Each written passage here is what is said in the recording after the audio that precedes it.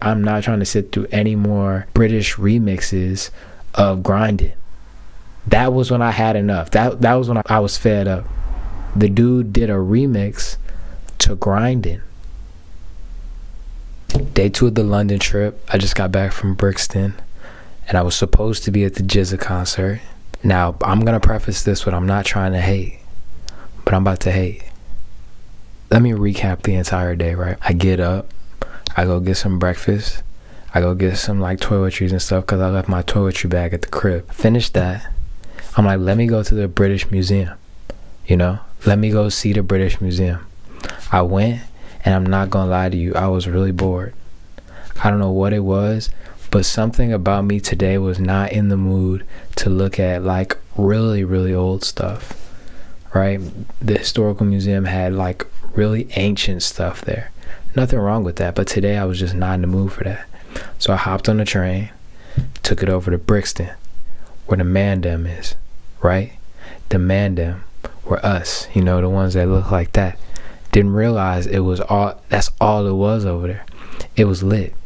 Decided to walk around for a bit, walk through the market, the little Brixton market. People had, they had their stands out there, with the clothes, the bootleg, the fugazi. They had all of that there. I was hyped. I felt like I was at home for a second. They had the chop shops, they had the meat markets, they had the hair shops.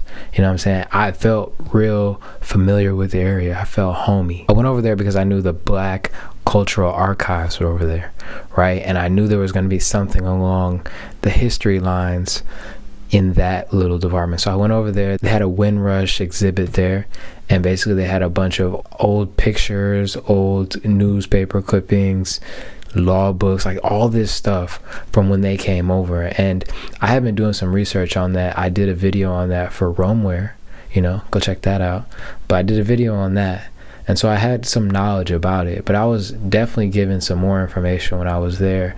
Like they talked about in some of the little posters, the kids that didn't go over with their parents. And this didn't even cross my mind, right? Like these parents in the Windrush generation, which was a group of people from mainly Jamaica, but the Caribbean, to help fill the workforce, but they were looking for jobs and stuff. And I didn't even think about how all of these people left their kids in the Caribbean. Right, they said about 5,000 people came over initially with the Windrush generation, and about 90,000 kids were left behind, right? And it talked about like the psychological impact on them. It then went on to talk about as these kids came over and the kids that these people in like the Windrush generation had in London, all the kids in that community, how they were ostracized in a lot of their classrooms, and they weren't as socialized with the kids there just because of the cultural differences. So they sent them to like the secondary schools, or the schools where they send the bad kids and all that stuff. I forget what the word is called, but they sent them over there.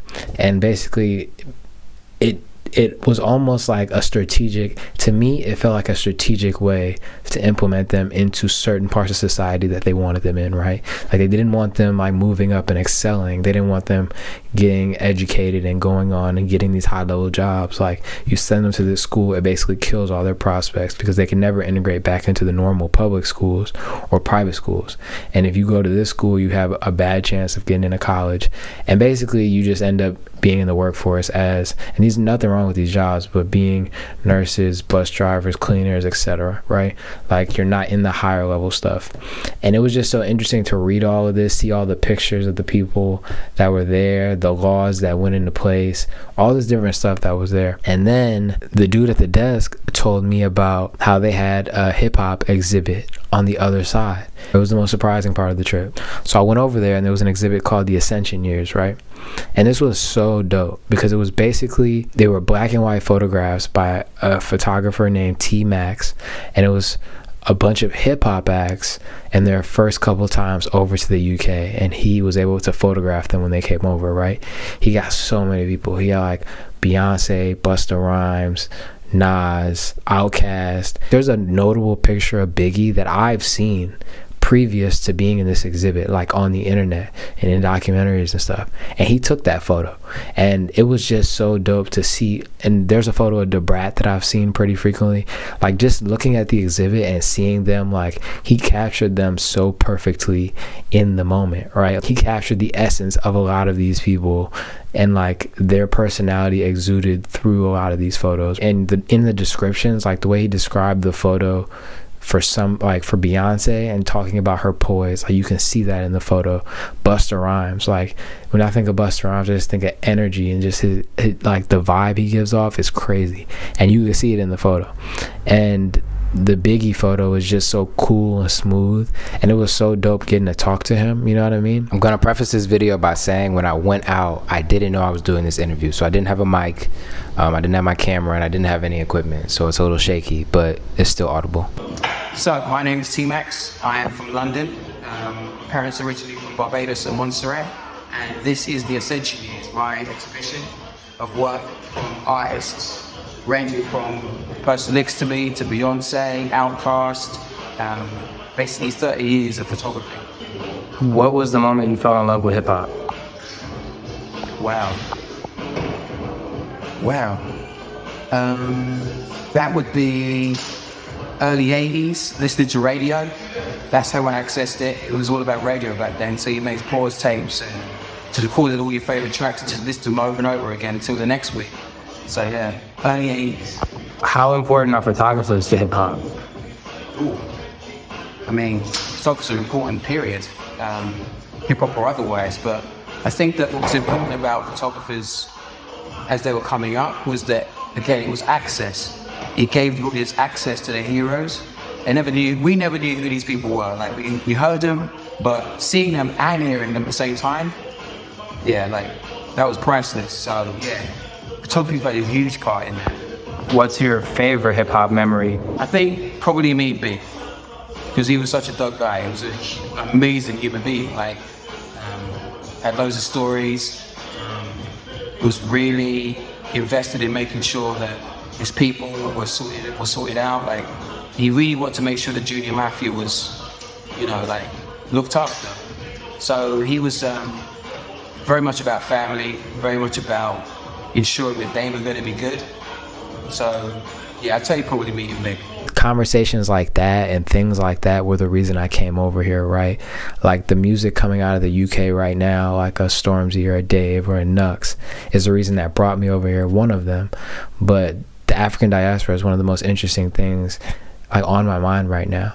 And being able to just go there and have a conversation with him about what he has coming next, right? He said he plans to go back to Barbados in December and shoot photos there. I think the whole point of my mission, like what I'm out to do, is go out here and connect the diaspora and show how many similarities we have and just build as many bridges as possible. And getting to talk to him was probably the highlight of my trip thus far. Now, let's get back to the GZA concert, right?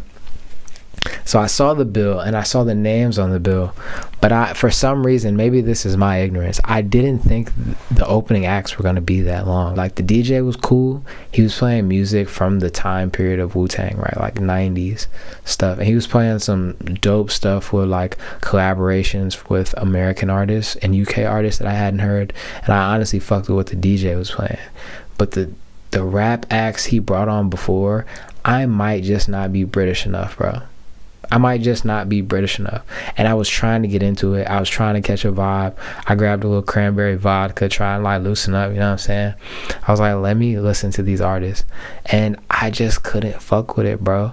And I was like, these are opening acts. They're newer. They're not as experienced. They're not as popular. So let me give them a chance. But bro, between that and the DJ set, it was like 2 hours and 45 minutes, bro. And by the time it was 10 o'clock and I was ready to go. I was ready to go, bro. I didn't even stay for GZA, and I was kind of disappointed because I'm like, damn, seeing GZA perform Liquid Swords in concert in London would have been fire. But I just couldn't do it anymore, bro. I've been walking around between today and yesterday. I walked 18 miles.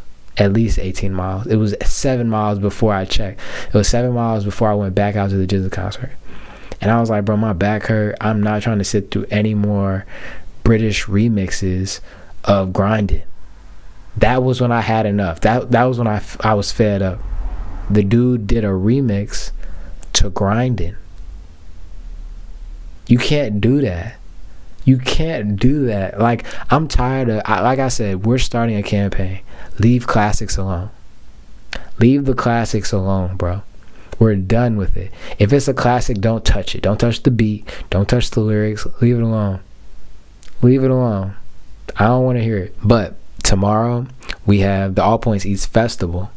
You got Stormzy headlining, and then you got Sampha, Nux, Western Season. There's a bunch of acts on there that I'm interested in seeing. It starts around 3.